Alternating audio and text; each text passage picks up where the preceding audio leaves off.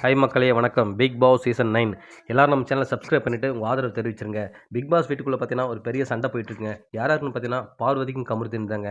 பார்வதி கமருதீன் 2 பேரும் பக்கத்தில் பார்த்து சாப்பிட்டு இருக்காங்க. அப்போ ஏதோ பேசிட்டே இருக்கும்போது கமருதீன் திடீர்னு பார்வதியை பார்த்து நீலாம் வேலையே செய்ய மாட்டேன்றாரு. உடனே ட்ரிகர் ஆன பார்வதி யார் வேலை செய்யறதில்ல நான் செய்வேன், பட் லேட்டாக செய்வேன், நீ மட்டும் நான் ஒழுங்காக செய்றியான்னு கேட்கும்போது நம்ம கமருதீன் ட்ரிகர் ஆகிட்டு இதெல்லாம் நீ பேச தகுதியில்லைன்றாரு.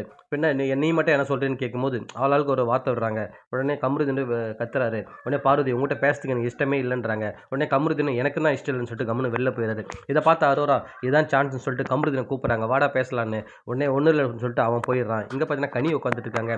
ஏற்கனவே வன்மத்தை கக்குவாங்க பார்வதி மேலே, இது சொல்லவா வேணும். உடனே கமருதீனை கூப்பிட்டு பிரெயின் வாஷ் பண்ணுறாங்க. அவள் அப்படி தான்டா இப்படி தான்டா எல்லாரையும் வந்து தேவையில்லாமல் பேசி எல்லாரையும் ட்ரிகர் பண்ணி விட்டு அவள் வந்து கேம் ஆடுறா, அதில் வந்து நீ போய் சிக்கிக்காதடா, ஏதோ வார்த்தை விட்டுறாரு தேவையில்லாமல் சொல்லிட்டு நல்லவங்க மாதிரி இவங்க வந்து நாடகம் ஆடுறாங்க கமருதீன்ட்ட. கமருதீனை நம்பி ஆமாம் அவள் தான் இப்படி பண்ணுறான்னு சொல்லிட்டு அவரும் 2-3 வார்த்தை பார்வதியை பற்றி போட்டு வர்றாரு.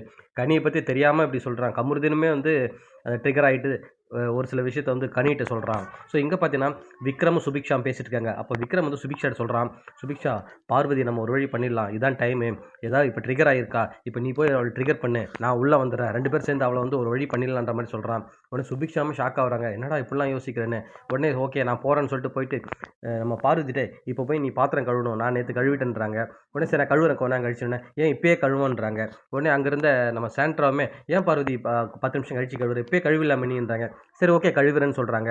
உடனே வந்து சண்டை போடலான்னு ரெடியாக அந்த விக்ரமுக்கு சப்புன்னு போனதால் ஒன்றுமே பண்ண முடியலன்னு சொல்லிட்டு உட்காந்து யோசிச்சுட்டு இருக்காங்க. இப்போ கண்டிப்பாக அடுத்தது என்ன பண்ணலாம், பார்வதி எப்படி ட்ரிகர் பண்ணலாம்னு நிறைய யோசிச்சுட்டு இருக்காங்க.